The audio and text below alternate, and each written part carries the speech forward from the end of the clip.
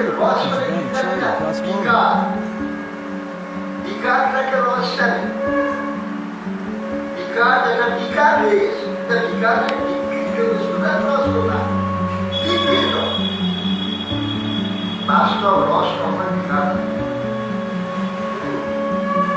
সাধারণ একটা রস যেমন বিকৃত হয়, মদ হয়, দাড়ি হয়, এগুলো বিকার। বিকারের এক প্রকার মন্ত্রদাস তথা বিকার, মস্তিষ্ক বিকার, আর সেইটি গ্রাম বিষয়।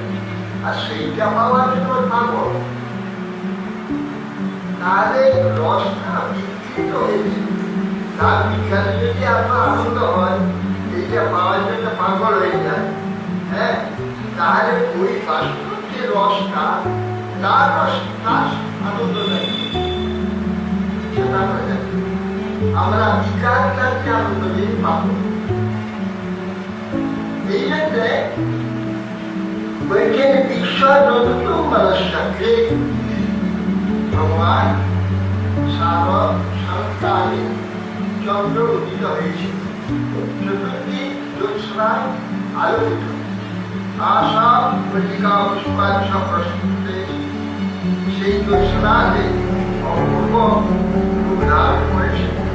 এইসব দেখে যে মনে করলে এই একবার বাস্তবায়ন দেখে